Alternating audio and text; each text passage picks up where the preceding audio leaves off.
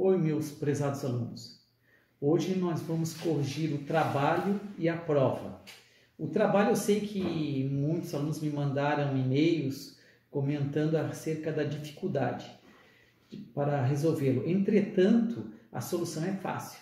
Só que de antemão eu já digo que o trabalho comporta diversas soluções razoáveis. Portanto, a solução que eu vou passar para vocês é a solução que eu dei no caso concreto, porque isso foi um caso que eu enfrentei há uns 10 anos atrás. Vocês lembram do caso? José dos Santos, vou ler. Foi admitido em 15 de 1 de 2003. Sua função era de vendedor de bebidas, mercadoria de terceira linha. Quando eu digo mercadoria de terceira linha, você já tem que entender o seguinte, que mercadoria de terceira linha é uma linha difícil de ser colocada no mercado. E normalmente o vendedor dessas mercadorias ele ganha um percentual de comissão maior, porque a quantidade de vendas é bem menor. Em sua CTPS constava o que quando ele entrou? E ele vendia produtos de terceira linha naquela época. 10% sobre todas as vendas que efetuar. Nos últimos 5 anos, ganhava em média R$3.000 por mês, ou seja, as vendas dele, 10%, ele vendia, portanto, em torno de R$30.000, ele ganhava em média R$3.000 com os produtos de terceira linha. Acontece que em janeiro deste ano, houve uma mudança substancial.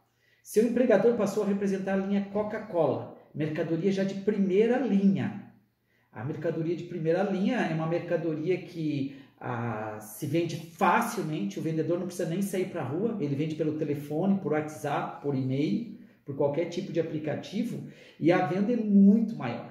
Então é muito comum que o vendedor ganhe menos, assim como o representante dessas bebidas ganhe bem menos do que os produtos de terceira linha.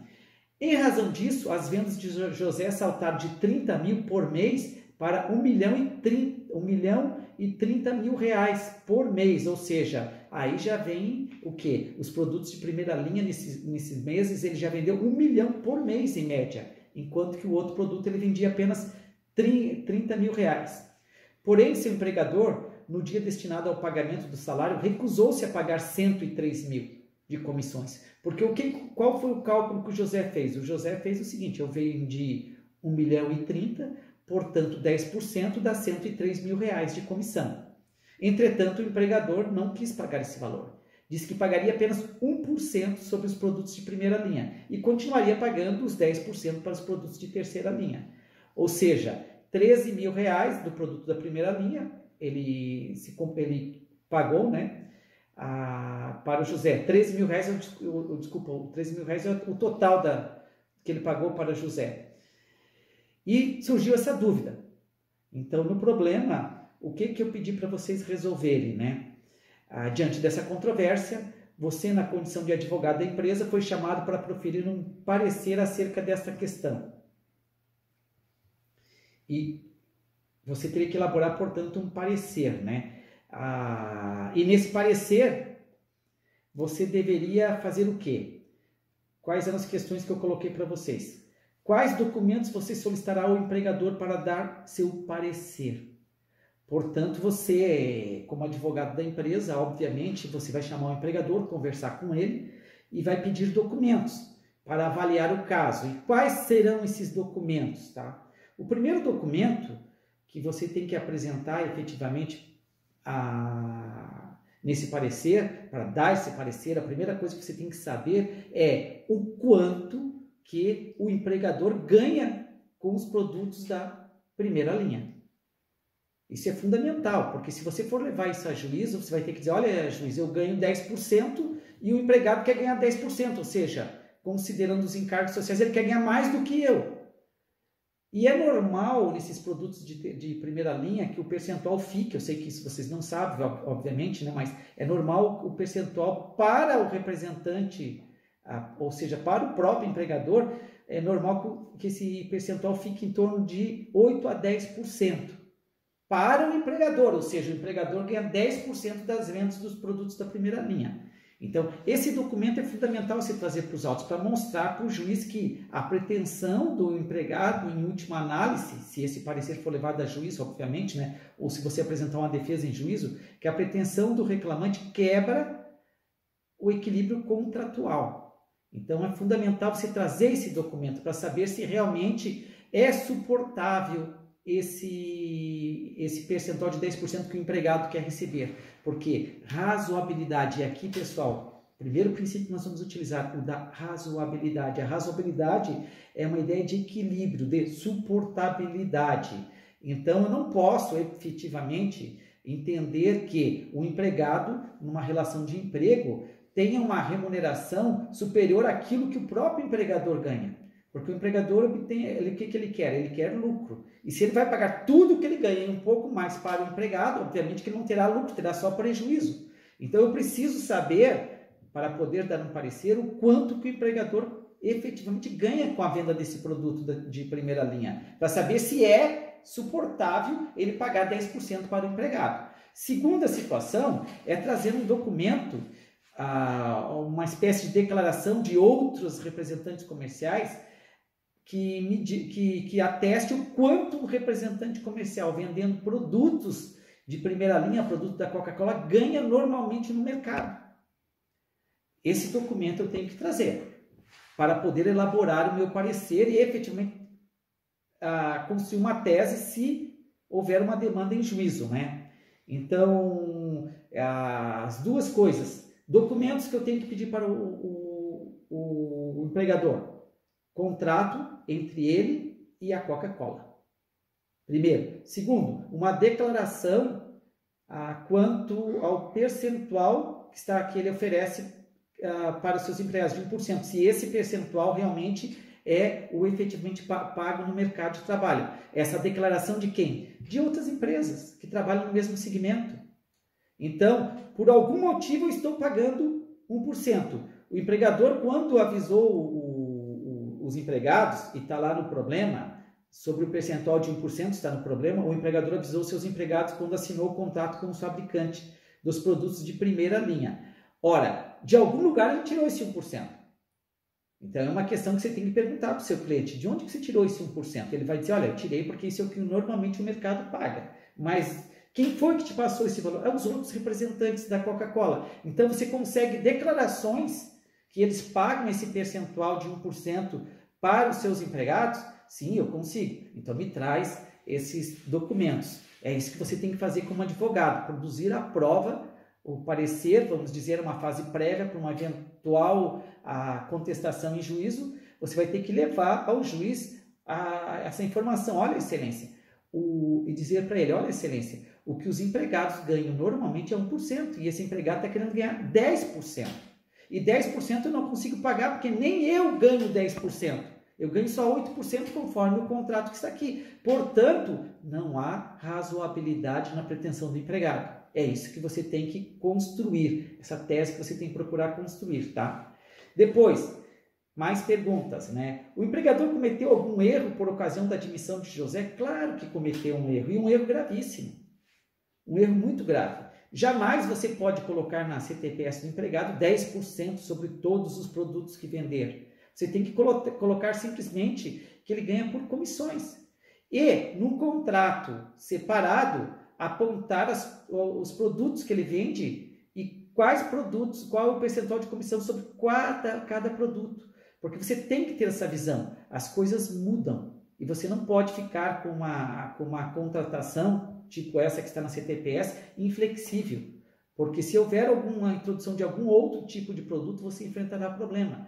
Então você tem que colocar o seguinte lá, ele ganha por comissões na carteira de trabalho. E no contrato de trabalho, você coloca que ele ganha por comissões no percentual de 10% sobre tais produtos. E, caso seja inserido um outro produto no portfólio da empresa, no pool de mercadorias que a empresa vende, esse novo produto será objeto de nova pactuação. Olha, se ele tivesse feito isso, nós não teríamos esse problema, concordam?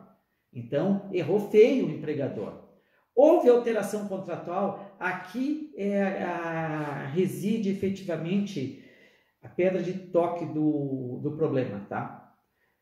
Houve ou não houve alteração contratual? Você pode entender que ao reduzir para 1% percentual, o empregador produziu uma alteração contratual. e eu já coloquei essa frase, reduziu, porque existe o princípio da irredutibilidade salarial, que decorre da própria princípio da proteção, né? Condição mais benéfica, súmula 51 do TST. Então, você só pode fazer mudança para novos trabalhadores. Os que estão ali teriam que ganhar, se você entender que houve alteração contratual, teriam que continuar ganhando 10%. Então, houve ou não houve alteração contratual? Essa é a questão. Se você entender que houve, dificilmente você vai conseguir ultrapassar, ou melhor, você vai conseguir fazer a vitoriosa tese do empregador. Ou seja, de que não houve redução salarial, que o empregador pode pagar 1%, porque o produto era de um novo produto, e defender a tese da existência de uma alteração contratual válida, vamos dizer assim. Por quê? Porque nós temos um dispositivo na CLT, e esse dispositivo na CLT, ele é muito claro. O empregador não pode promover alterações no contrato de trabalho sem a concordância do empregado. E mesmo assim, mesmo que o empregado concorde, essas alterações são nulas se elas causarem prejuízo para o empregado. Então, é difícil de vencer esse dispositivo que está na CLT. É muito difícil de vencer. Então, você vai defender a tese de que houve alteração contratual. Se você defender a tese de que houve alteração contratual, você vai ter que defender a tese de que o empregado tem direito a 10%. Dificilmente você vai conseguir, de forma coerente, defender uma tese de que o empregador pode promover uma alteração contratual que cause redução de salário. Então, essa é a situação que você tem que enfrentar no primeiro momento. Agora, você pode entender que não houve alteração contratual? Sim, você pode entender. De que forma que eu vou entender que não houve alteração contratual? Aplicando um princípio de direito do trabalho, o princípio da primazia da realidade. Vocês viram em aulas passadas que o princípio da primazia da realidade faz com que o juiz sempre considere mais o que acontece no plano dos fatos do que no plano dos documentos. Então, o que aconteceu aqui? Nós temos no plano dos documentos uma realidade, ou seja, 10% sobre todos os produtos que eram vendidos pelo empregador. Mas, quando se fez esse contrato, quando se formulou essa cláusula no contrato de trabalho, quando se inseriu isso na CTPS, o empregado vendia produtos de primeira linha? Não, não vendia produtos de primeira linha. Qual era o objetivo? E o que as partes tinham em foco quando estipularam esse percentual de 10%? Os produtos de terceira linha. Então, o que aconteceu? Houve uma mudança na realidade.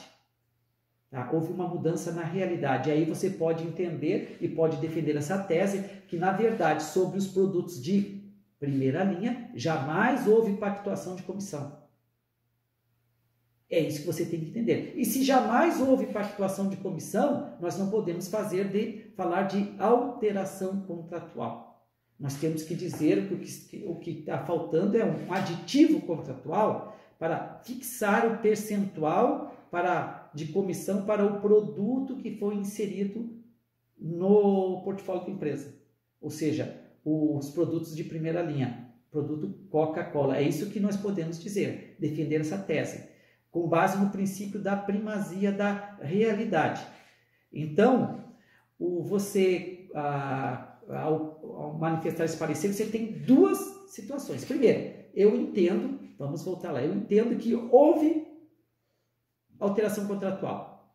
Se for esse o meu entendimento, por conclusão lógica, eu vou ter que entender que efetivamente, com base no princípio constitucional da irredutibilidade salarial, é ilícita a alteração promovida pelo empregador. Ou seja, o empregador vai ter que pagar 10% sobre todas as vendas que o empregado efetuou, inclusive sobre as vendas do produto Coca-Cola. Essa é a conclusão lógica. Agora, você pode justamente falar e defender a tese de que efetivamente não houve alteração contratual. Por que não houve alteração contratual? Por uma questão muito simples. Porque quando se firmou o contrato, as partes tinham em vista os produtos de terceira linha. Portanto, não houve pactuação em relação aos produtos de primeira linha. E aí, cabe o quê? Se fixar o novo percentual. E eu vou buscar suporte legal onde? No artigo 460 da CLT. O que diz o artigo 460 da CLT? Na falta, vejam bem, escutem bem, na falta de estipulação do salário, que é o caso, nós vamos entender que não houve pactuação e, portanto, não houve estipulação de salário para os produtos da primeira linha. Na falta de estipulação do salário ou não havendo prova sobre a importância ajustada, o empregado terá direito a perceber salário igual ao daquele que, na mesma empresa, fizer serviço equivalente. Ora, na mesma empresa não tem, o problema envolve todos os empregados. Então, eu não vou ter ninguém na mesma empresa ganhando 1%.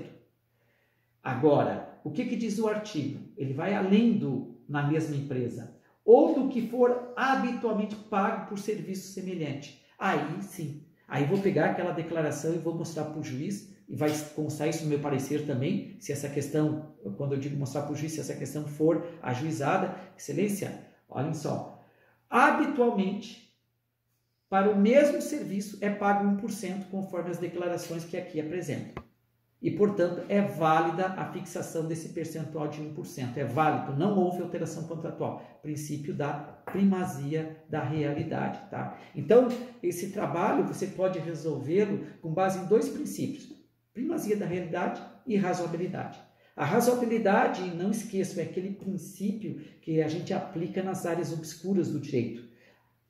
Quando há conflito de normas, quando eu vou escolher qual é a norma que eu vou aplicar, e sempre para amenizar situações, para trazer o equilíbrio para a relação contratual, né? E, obviamente, se eu tenho um empregador que ganha, para vender um produto de primeira linha, ele ganha, produto Coca-Cola no caso, 8%, vamos dizer, tá? E o empregado, ele vai pagar para o empregado 10% de venda, obviamente que há um desequilíbrio contratual. Obviamente que o empregado não vai conseguir, o empregador não vai conseguir obter lucro, ele vai obter só prejuízo com essa venda.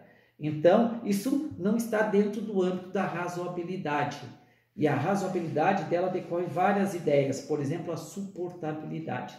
Quando algo não é suportável, quando o direito não pode ser suportado pela outra parte, falta razoabilidade. E aí o juiz pode, em concreto, fazer algumas adequações para transformar isso em algo suportável para as partes.